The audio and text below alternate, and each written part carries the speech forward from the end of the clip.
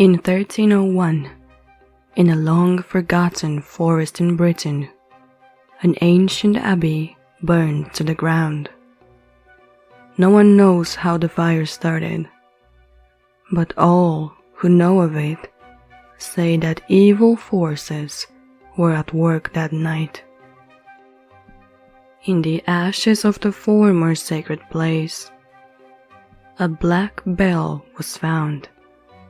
It is said that the abbot used it to ward off malevolent spirits.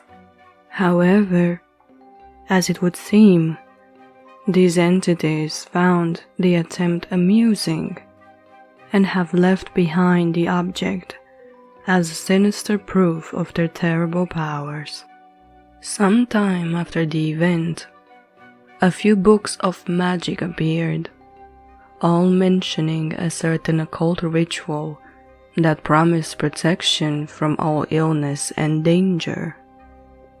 In a world dominated by death and decay, all of which is to be blamed on the plague, you can imagine how the ritual soon became popular. And so, here it is, at your fingertips, uncovered once more from dust and dirt and the mists of time. This is the Black Bell game.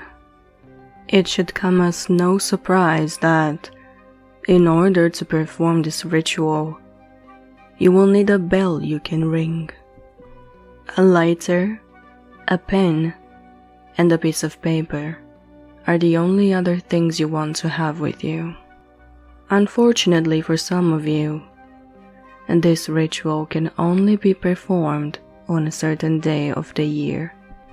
That is, the 13th of September. This is because the entity that grants protection will only choose a select few it deems worthy of its gifts. So if you are not patient enough, don't worry. There's always another ritual you can try out there.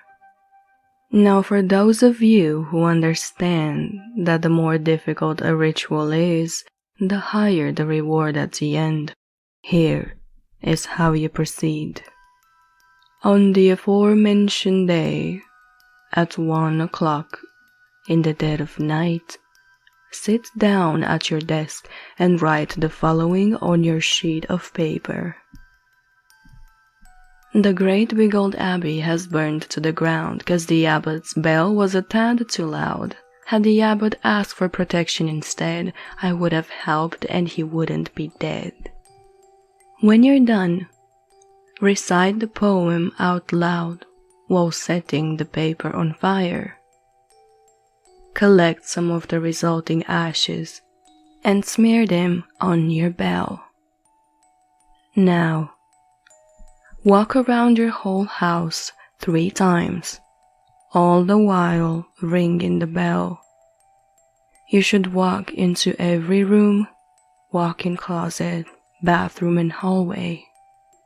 Upon finishing, set the bell down on your nightstand or next to your bed and go to sleep.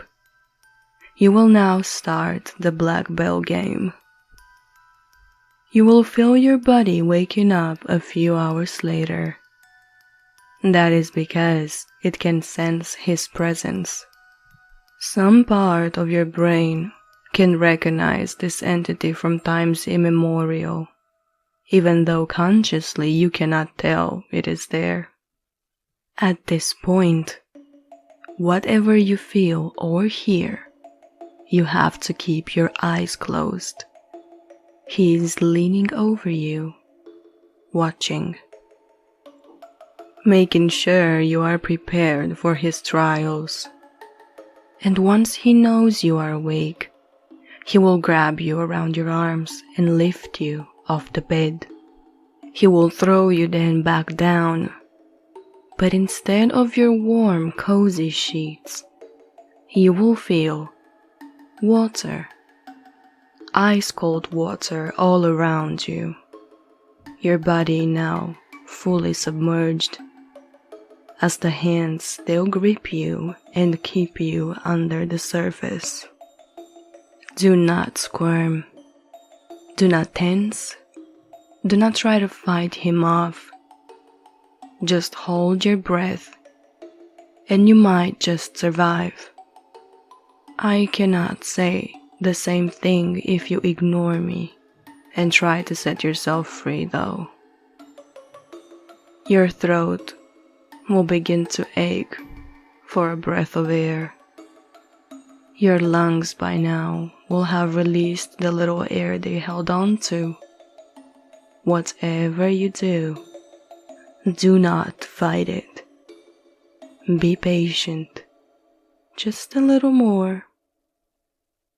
I know it feels like you are dying, but if you do not stay still, I can assure you, you will be dead.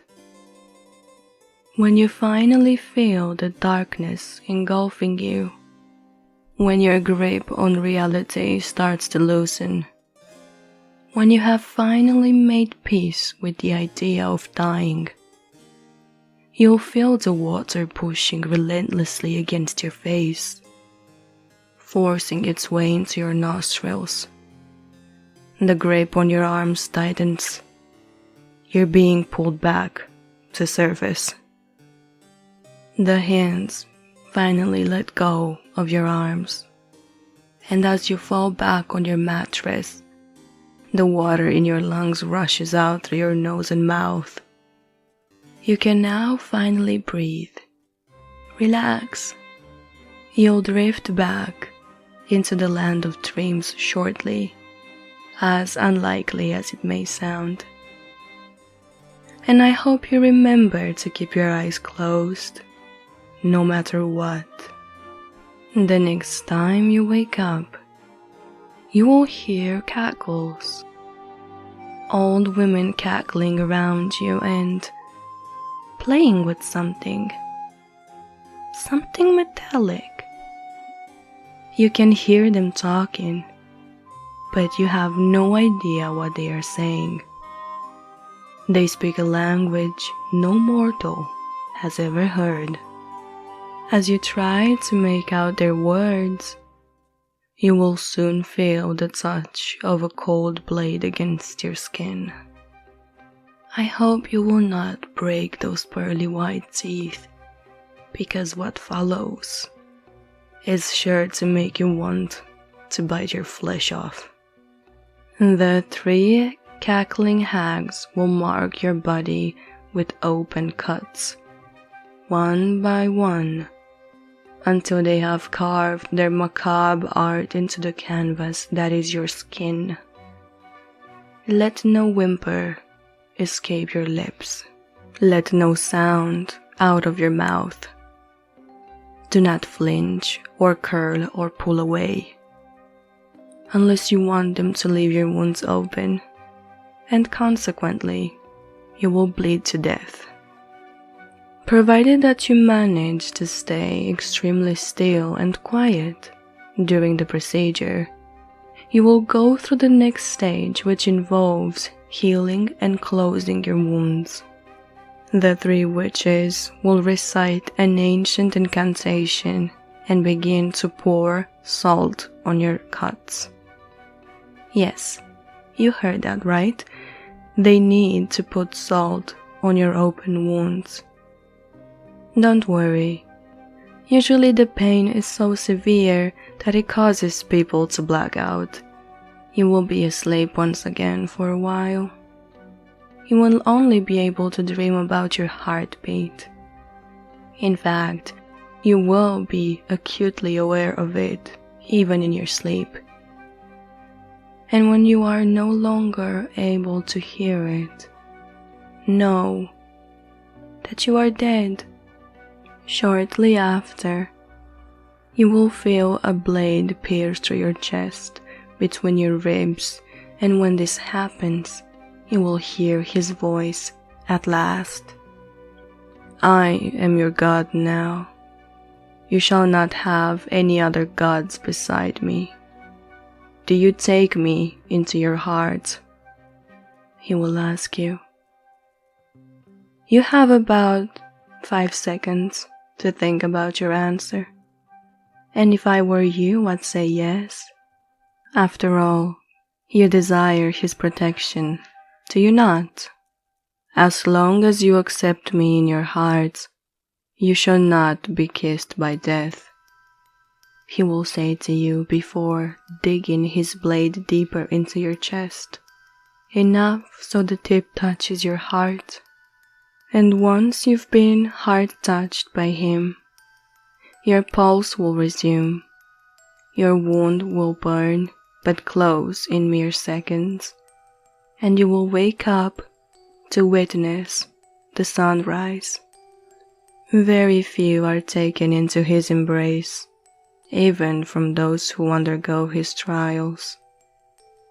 But if you've made it safely to see another day, know that to you, God is dead. He is no more your father. The unnamed one is. Your soul is now yours to govern, forever. There is no end of time. Your body is free as well. He has no need for either of those. So who or what is this unnamed being? No one knows. He gives no name or glimpses of himself. Some say he is a demon. Some even claim him to be Satan himself. They could not be more wrong. He wants only one thing: your trust, your belief that he is always going to protect you.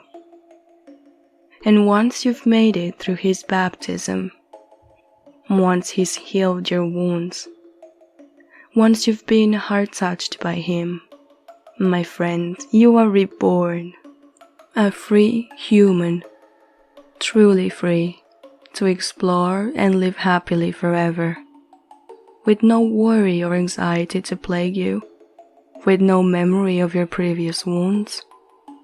And you might ask, how does he know you will stay true to him? Oh, he knows. For why would you go back to a God of suffering, of pain, of trials and tests, of having to prove repeatedly, constantly, that you love and believe in him? He knows, for he offers little, but in that little lies eternity, infinity. At last, some of you will say, I do not want to live to see all my loved ones perish. How is that a life of happiness if I'll outlive my dearest friends, my family? My dear, he is open to have you. All of you, all of us. All we have to do is prove to him once that we are deserving of his gifts. So tell me, will you accept him into your heart?